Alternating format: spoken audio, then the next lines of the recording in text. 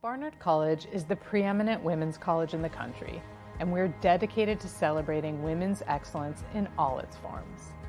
I'm Sion Bylock, the president of Barnard. On behalf of the entire Barnard community, I'm so proud to welcome you to the 11th Annual Athena Film Festival, a true celebration of women and leadership. The spirit of the festival reflects Barnard's legacy of supporting women and giving them the academic and community resources they need to become leaders in all fields and industries. Alums who have dared to make their mark on the world like activists Grace Lee Boggs, Shirley Adelson Siegel, and Connie Hess-Williams. Storytellers like Zora Neale Hurston, Anna Quinlan, and Greta Gerwig, and scientists such as Margaret Mead, Helen Rainey, and Jackie Barton. Today, we continue to support our current students as they prepare to emerge as the next generation of courageous and audacious leaders. Barnard is so proud to be the home of the Athena Film Festival, so sit back and enjoy the show. Barnard College and the Athena Film Festival are here to amplify and celebrate these awesome stories.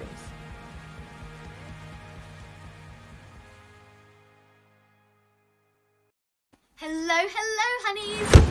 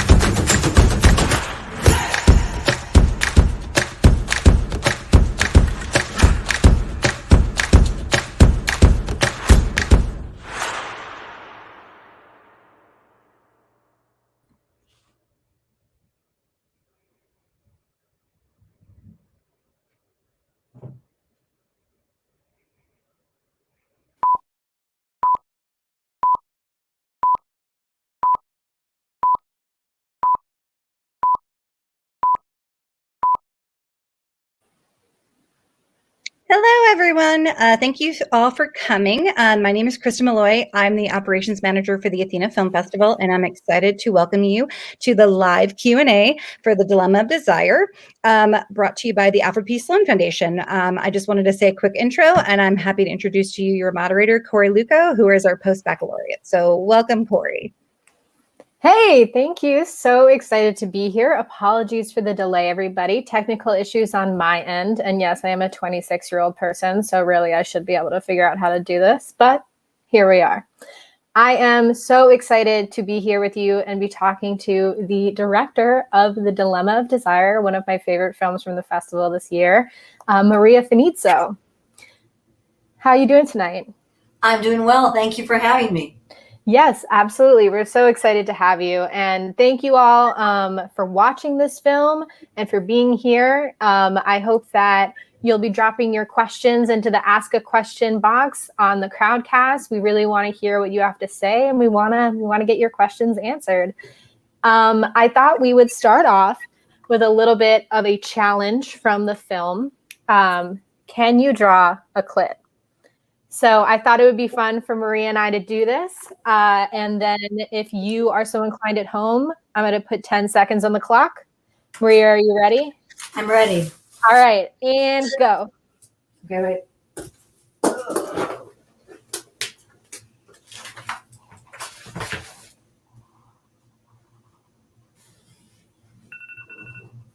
Oh, wow. Okay, 10 seconds is fast. I did it. This is not my prettiest clit that I've ever drawn, so. Mine either, but it's close. Yeah, right? There you go. Sometimes the clits that I draw look like little snowman monsters. Mine did. Yeah, I don't mind it. So again, thank you so much, Maria, for being here, and thank you for this film. I wanted to get started by just asking you, because one of the things I like so much about the film is each person you follow, you really get a sense of their journey to this work, their journey to, feeling more sexually liberated with themselves, and to knowing what the clitoris looks like. So I would love to talk about your journey to the story and your journey to the film. And then if you want to add in some of your personal journey of why you wanted to tell this story, that would be beautiful. So I came to this story when I was doing what all filmmakers do after they finish a film. I was looking for another idea. And I read a book called The Science of Female Sexual Desire, What Do Women Want? By a journalist named Daniel Bergner. And in the book, he went around the country and interviewed scientists in, to talk to them about female, who are studying female desire, actually using women as subjects. And the whole upshot of the book, by the time he finished it, was every scientist said women have as robust a sex drive as men. They're simply told lies about it to reinforce patriarchal structures. And so two things about that really struck me. The first was, well, that's really great. We have, we know we have as robust a sex drive as men. Well, what are women supposed to do with that information, right? Mm-hmm. What I was most interested in as a social issue documentary filmmaker is all of the institutional structures that get in the way of women having agency over their bodies. So socially, politically, religiously, culturally. And so what gets in the way of just claiming ownership of your body and your desire, whatever that desire is.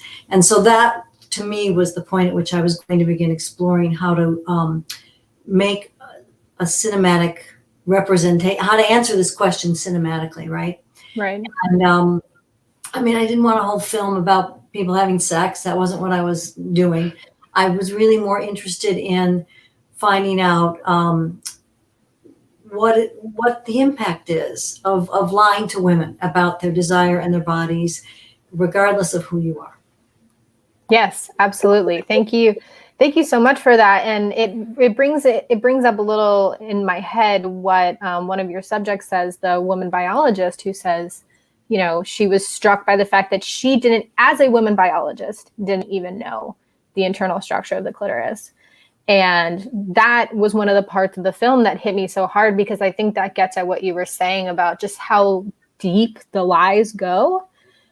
Because people who study the body and study our biology are also being told in some way these lies by just not being told at all. Absolutely. It's a lie of omission. And yes. So imagine, and this is hard to imagine, but imagine you are a 26-year-old male and you wake up one morning and say, oh, that's what my penis looks like?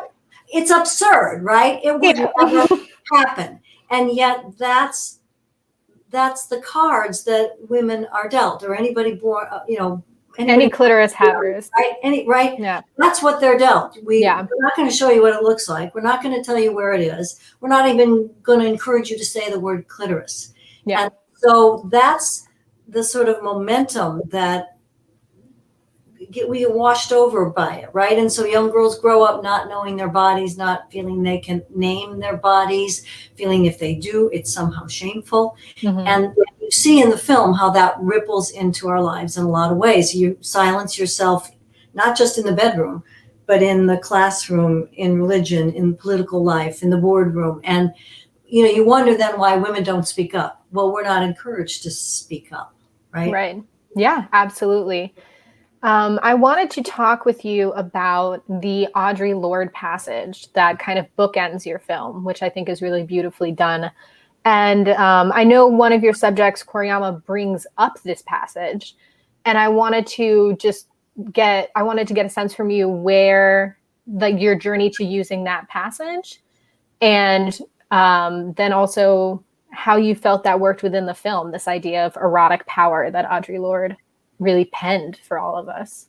So very early on in the film, when we had just only begun to shoot with Sophia Wallace, so I'd only done one shoot with her, we decided that it would be a really great idea to bring in kind of, I call them everyday women, right? And just everyday people whose life work is not to study the clitoris, right? Right. We had 4 phenomenal women who easily speak about these topics, but that is not true of most women. And so we invited probably 45 different women and femme identifying to come to a meeting to hear about the film. And one of the first things that happened is somebody brought up Audrey Lorde's essay, Uses of the Erotic. and said, you really need to read this essay. And so I went and got it, right? Yeah. And then the essay kept coming up in when I would interview other subjects, like Rebecca Baruch had used it for her work. And of course, Koyama used it in hers. It's very important to Sophia Wallace. And so that essay was sort of part of my own journey, is sort of, really digging deep into this essay. And as we were making the film, trying to figure out how I could incorporate it into the film in a way that, was just enough and was accessible to an audience, and immediately gave the audience what my intent was in this film, which is, a lot of times people said, oh, this is a film about the clitoris, or it's a film about orgasms. It's not. It's a film about power and access to power, and how that's a very frightening thing for us to think about women as powerful people. And so our culture and our religion and society does all kinds of ways to disconnect us to our power. And that's really what Audrey Lorde is talking about, right? Is this power within women, the erotic, and how we're warned against it all our lives, right? Told that it's pornographic. And so, that essay was written in 1978. It is still so relevant today. It's not only relevant, when you read it, it's revolutionary today. It's still, like, even now, it's still a completely revolutionary idea, which in ways is empowering, but also a little upsetting because it was written so long ago. Right. But what's really so great about her words is that, she was talking about a culturally clitorate world. Yeah. In the sense, and in the broadest sense of the word clitorate, right? So what does it mean to be clitorate? It doesn't just mean that you know what the clitoris looks like and where it is and what it's for. It means that you are open to allowing all bodies to embrace who they are in whatever way makes sense to them. And a culturally clitorate world is also, it's not just a anti-misogynistic world, it's also an anti-racist world. And that's really what's important in her essay as well, as making that connection. Yeah, and I think, so to that point, a lot of what's going on in that essay when she talks about erotic power, for those who haven't read it, it's about this power, this political power, this personal power, but it's also about abundance and connection. Like the power that comes from that very special connection that also is within erotic power, which I thought was really beautiful. And it leads me to my next question, where I wanted to ask, because Sophia Wallace talks about, also shout out to Sophia Wallace, beautiful artist, love Sophia's work. And I wanted to ask you about when Sophia talks about the clitoris being a queer symbol for her. Right. So what's really, what I thought was really important in the film is that, I begin the film that, with the notion that the clitoris is wiped out of the text, right? But in a broader sense, womanhood is wiped out of the text. Mm-hmm. In the middle of the film, Sophia makes the really important point, which is that the clitoris is not just an organ, it is a metaphor for inclusion, acceptance. And so she says it's a queer symbol. Yeah. And what she means by that is that, queer culture embraces everyone's right to live and love in whatever way makes sense to them. So the whole film in the beginning talks about all of the things in patriarchal culture that want to control other bodies and other people who are not cisgendered white men. That's it's a queer symbol. It's because it belongs to all of us. Yeah. And I really love that she made that metaphor, because then there's a narrative arc for the clitoris, right? So it begins as this organ that none of us can talk about, know what it looks like, know where it is. And by the end of the film, it becomes a symbol for the rights of all bodies to be entitled to the pleasure they're capable of. And I really love that. Yes, absolutely. And we get such a wonderful sense of that in the film, especially just because of the diversity of the people that you follow in the film, that, the clitoris can be a symbol for many people, and, any gendered person can have a clitoris. And the more you get, because I watched your film and I loved it. And I also do my own research on like sex toy history. So I started to like go down a bit of a rabbit hole in terms of, and I found this animation that basically tracks a clitoris turning into a penis, turning back into a clitoris, So this idea of fluidity in your film, I think, is really beautiful. And just I think that's what was so powerful about it for me. You touched on this a little bit, but I would love to just hear, what does clitoracy mean to you? So when I began this film and I met Sophia Wallace in 2013 and went to her studio, that was the first time I saw what a clitoris looked like. And I was pretty old. And I remember being like, wow, okay. And then also being very sad that as a fairly witted woman and a mother, I had not spoken to my daughter about her body. And she was by then in college. And so I could see how it gets passed on, the silence gets passed on. And so for me, clitoracy is really about embracing the notion that everyone, like democracy without clitoracy is fallacy, right? Right. Sophia Wallace said it best. And so it's about acceptance and freedom and choice and the ability to imagine for your life all of the possibilities that it can be, right? Because now we're not lying to you about a certain part of your humanity. Mm-hmm. We're telling you, this is, everyone needs to know what it is. We all know what penises are, and we all know how they work. And everybody should know what clitorises are and how they work as well. Right. Right. Because to deny, think about this, like literature and art is so connected to male power, which is so connected to their penises. Mm-hmm. So imagine we don't ever teach boy about his penis. Yeah. That's like not even like, how can we even go there? It's so absurd.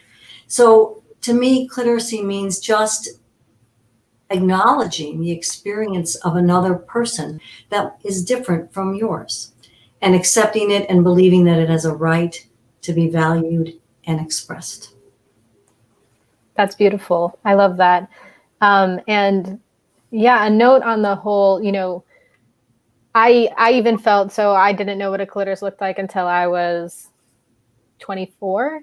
And I even felt that at that point, it had been far too long.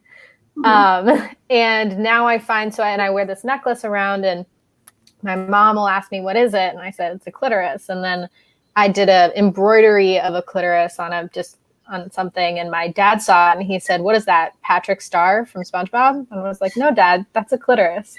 You know, it wasn't the best embroidery, but, you know, I find the more we talk about this, the more we're educating across generations, you know.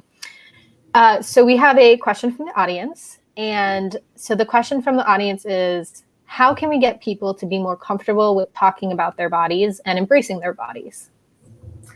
So I think one of the first things people have to do to get more comfortable is to be able to say the word clitoris. And I joke. It's a beautiful word. It's a beautiful word. It's a melodic word. Yep, and it's actually the way Sophia Wallace depicts the clitoris. It's a very beautiful symbol, and so I joke that when people want to get more comfortable, they should use the word clitoris in a complete sentence at least 5 times a day, and just get you going, right? And use it. You can be funny about it, like, you know, if somebody wants you to pick them up at the airport and you don't want to do that, you can say, "Oh, I would love to pick you up at the airport, but my clitoris G is so low today." Yeah, there you go. You just used it, okay, and I think that humor is a really good tool to fight against shame. And so that's partly why there's humor in the film. Yeah, right. Absolutely. So this is a serious film, but it's also a film that has a lot of funny moments. And so, you know, if you just think that this is your anatomy and it's just a part of your body, like your heart and your lungs, and there's nothing else attached to the organ, then that it functions in a very brilliant way. Yeah. Right? That's it. And so there shouldn't be any place for shame in how we view our bodies. And I know that there is. And so my goal in life would be that we stop this passage of shame downward to our children now.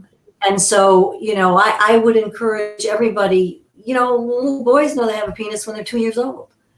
So why not tell a little girl she's got a clitoris and show her what it looks like?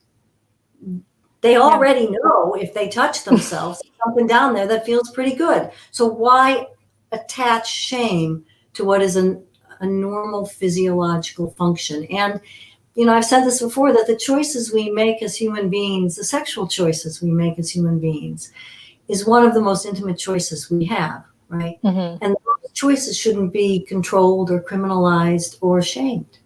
It's just a part of our humanity.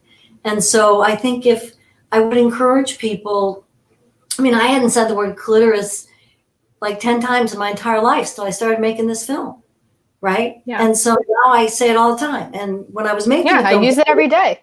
I use it every day. People, when I was starting to make this film, people would say to me, what are you making? What's the film about?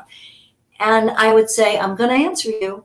And when I do, remember you asked. And I lost my filter. And so that's what you have to do. People have to get rid of their filter, and they have to get over it. It's an organ on the body of every mammal-born female. And in human beings, it's for one function and one function only, and that's sexual pleasure. And that wouldn't have happened, evolutionarily speaking, if it wasn't supposed to happen. Yeah, absolutely. So what you're telling me is that if I say clitoris 5 times in the mirror, Audrey Lorde is going to appear behind me? Yeah. Is that how I do it? Yeah? Okay, I'm going to do that. You'll be getting in touch with what is a very vital part of who you are as a human being. Yeah. Right? Absolutely. And embracing it. I couldn't agree more. I love that. Brag about it. The way men talk about their genitals. I really would love to see anybody who has a clitoris brag about it the way cisgendered men brag about their genitals. That should happen. Yeah, absolutely. So we have another question from the audience. How have folks reacted to the film? So one of the really wonderful things about having this film in festivals is that people have uniformly loved the film. And they've ranged in age from 10 years old to 80 years old. And they are male, female, and, you know, femme identifying, and, you know, gender nonconformist. And everybody says the same thing. So I got an email from an 80-year-old man, and he said, you know, I wasn't going to watch your film, but I thought I'd watch it anyway. I've been married to the same woman for 45 years, and I thought I knew everything about women. And I guess I didn't. I really love your new kind of feminism. Thank you very much. That's very cool. The other thing that has happened is everybody who I run into says, we can't talk about this stuff ever. And it's such a great way to begin a conversation. Thank you for doing this. So I haven't gotten a single email, I haven't gotten a single response, and maybe I will tomorrow, saying, oh my God, why did you make this film? You're a horrible person. That's not been the case. Yeah. It's been very gratifying to see that across the board, the response has been very positive. I mean, friends who said they wish they'd known about it when they were younger, and I could have said me too. But, you know, you just kind of, there you go. So. Yeah. So actually, we have another audience question that goes really well off of that. They want to know, did you have a target audience in mind? And if so, who was the target audience? The target audience was women, femme identifying, and then anybody who loves women. Yeah. That includes women and other women, right? And I think this is a film that all human beings should embrace, right?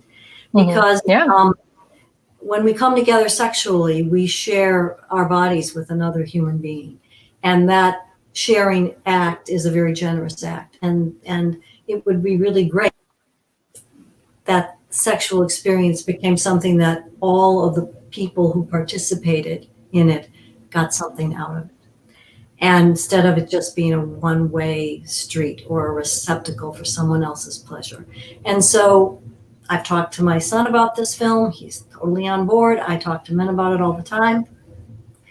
And so I don't think this is a film for just one specific audience. I think this is a film for everybody. Yeah.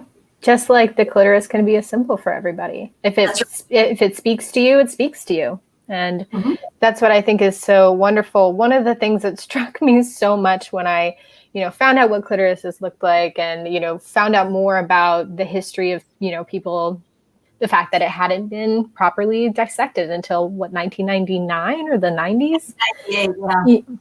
1998, so it felt it felt very symbolic to me when it comes to like also the way that a lot of women, femme identifying, trans and non-binary folks throughout like our history, you know, have been told that we're not powerful, but it's as if we know, even if we're feeling very repressed, we know we're powerful. It's just hidden. And so it was like, you know, this whole idea of the idea that I think it's like, you know, phallic fear or whatever kind of thing. It's like, oh, you actually didn't know that, but I kind of have one of those the whole time. It's just you can't see it kind of thing. Right. I mean, it is, you know, I'm not an evolutionary biologist, but the clitoris is an analogous organ to the penis. It's got, like, what's there's no difference. One's internal, the other isn't. Yeah. And I just decided to keep mine in a safer place. That's all. Yeah. Our bodies are different. And so therefore that's reflected in the difference.